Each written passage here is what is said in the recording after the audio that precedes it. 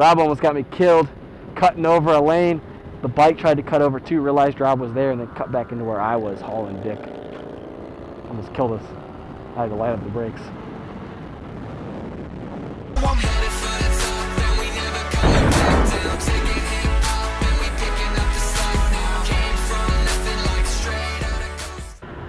So I'm heading home, guys. Trying to beat the rain here. We are heading back from bike night, Quaker Steak. We bailed early because it was raining, or about to rain anyway. We saw the weather forecast. Fucking road is shitty! So we were heading back from Quaker Steak and Lube. Ugh! Car's pulling out in front of me and shit. We were hauling ass on the way home. Trying to beat the rain. It was looking bad. Radar did not look healthy. Yeah, so today I want to talk about why society is fucked up. Episode number 2. Episode number 2. So, episode 1 was the Isle of Man TT. You know, when people were threatening to ban it because, again, somebody got hurt. And this is going to be episode 2. So this happened a while back, a little while ago. This series is going to be why I think society is hurting overall, because every time something happens, we require the government to step in and try to correct it, when in reality, we don't need that. We need people to make educated decisions, make decisions for themselves, and when things go bad, to accept them and accept the fact that you made the decision for that to happen.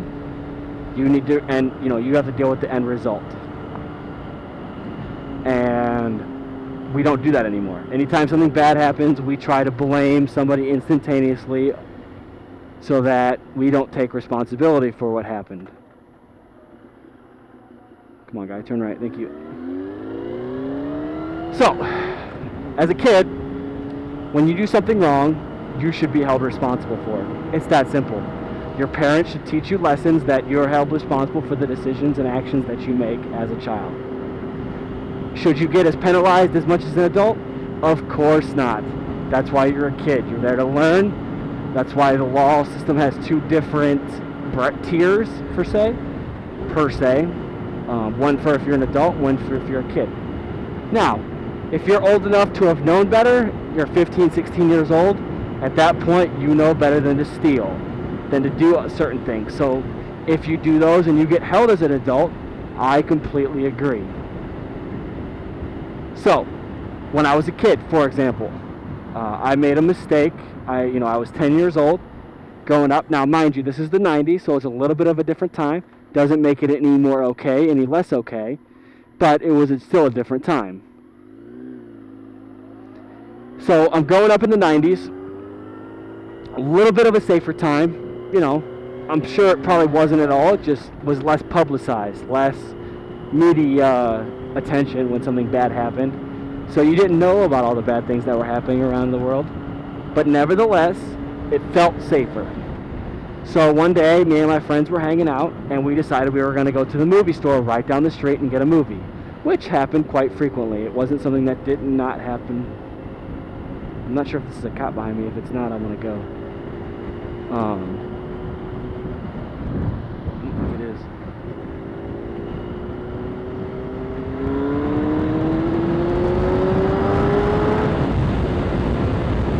So anyway,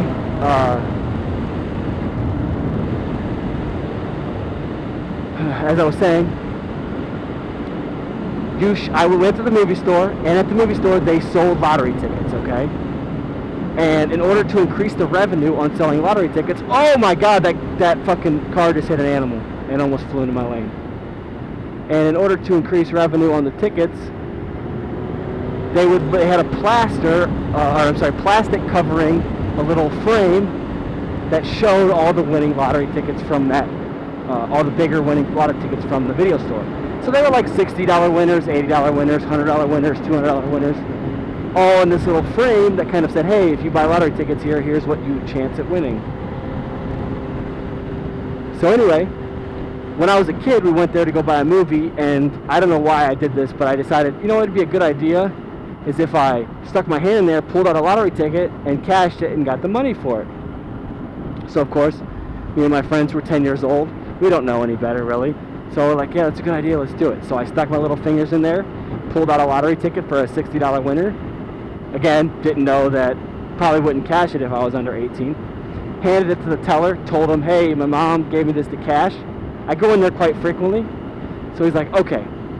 So his Ohio lottery machine that reads all the tickets was down.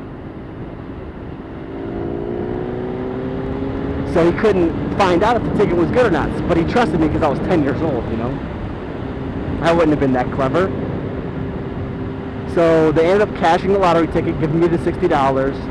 And I then went down to this local CVS store and spent that $60 on wiffle ball bats, candy, little toys that 10-year-olds want to play with.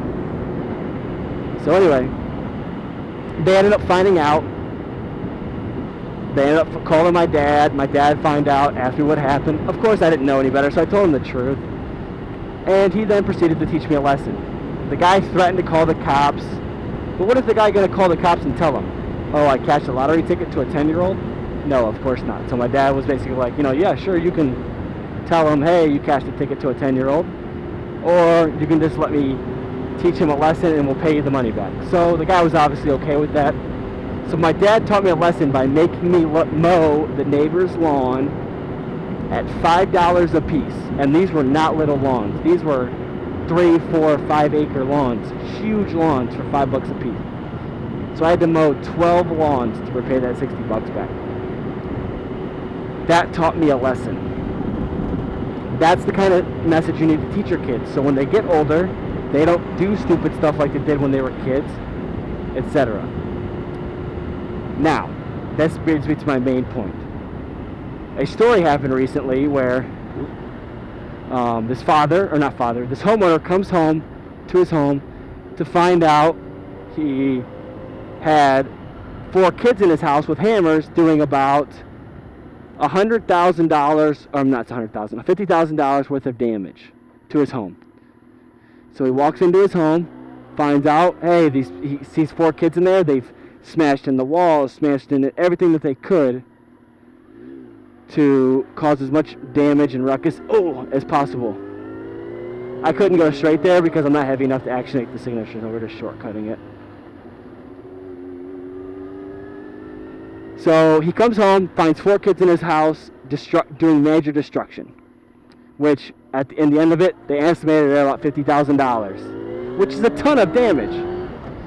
So when you come into your home and you find 4 6 to 8-year-old kids doing massive destruction, what do? So what he did, he rounded up all 4 kids, put them in a closet, and called the police.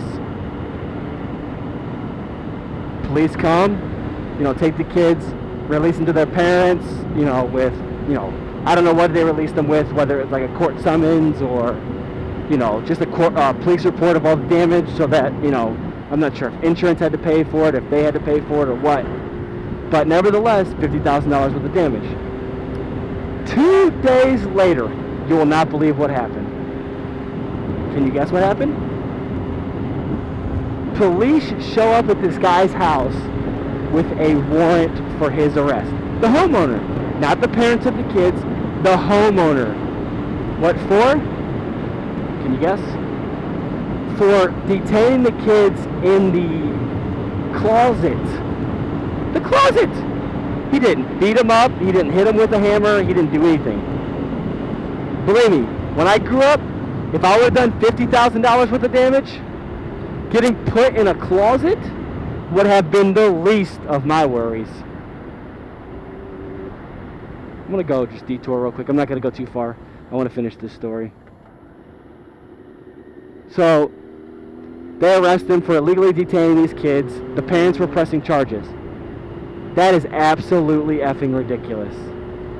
You would press charges when your kid just committed $50,000 and the only thing the parent or the homeowner did was put him in a closet until the police got there? You're out of your goddamn mind if you think that's not okay.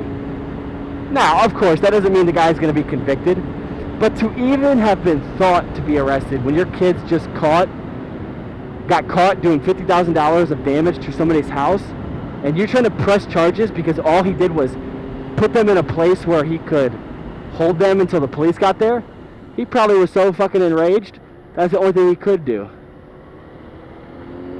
Nevertheless, he gets detained, the cops come, arrest him, etc. That is unfucking believable that would happen. You know what? When I was growing up, you wouldn't have had to do anything with me. The wrath would have came from my parents. My dad would have beat my ass so badly for what happened. I hope I'm not going to get caught in the rain. I have earplugs in, so if I'm talking loudly, I apologize. We're going to turn around right here because I smell it. So it's unfucking believable. Oh, we probably shouldn't wreck here. Don't hit that. There we go. So I just find it unbelievable that you would, that's the kind of message you're teaching your kids, that if you do something so bad and so ridiculous that now you're going to press charges against the guy when all he did was just put him in a closet. This is why society, this is why youth and stuff aren't like they used to be, because of exactly situations like this. Oh, is this cops? I just passed it. I don't think it is. It's because of exactly situations like this where parents, again, something happened to their kid, they did something they shouldn't have, and instead of accepting responsibility and teaching your kids a lesson, you decide, oh, we're going to turn this around so nothing happens, and they blame the parent or the homeowner for things that they shouldn't blame him for. It's unbelievable, and it's utterly sickening and frustrating that things like that still happen in today's society. And this is why this is a perfect episode. Now, I'll link the story in here. I suggest you guys read it, voice your guys' opinion wherever you can on situations like this, because this father, or this homeowner, should be praised for not beating up these kids. Now, there's allegations that he threatened to beat these kids up if they didn't get into the closet, but you're goddamn right. I'd be swearing and cussing up a storm if I walked in and saw $50,000 of damage to my home. And that's plain and simple. So, yeah, voice your guys' opinion. Let me know what you guys think in the comments. What would have happened to you guys if you would have been caught doing $50,000 worth of damage? Read the story in the below. You know, there's probably more things that came out, but the guy, from what I understand, did not lay a hand on any of these kids. And nothing happened, and he should not be remotely responsible for any of the actions that happened in his enraged state outside of hitting a kid, which he did not do. So I'm okay with it. You know, praise to you, sir, for not only catching these kids, but keeping your composure. As always, I appreciate you guys watching the video. Look out for more in this series coming soon. You know, stories like this happen all the time. I will be posting more videos more frequently. Hopefully the weather doesn't keep crapping out on us. We got really lucky tonight that we caught a little bit of a glimpse and made it home before it started pouring. I will see you guys in the next video. Stay safe. Keep those knees dragging. And I will see you guys on the next video. Peace!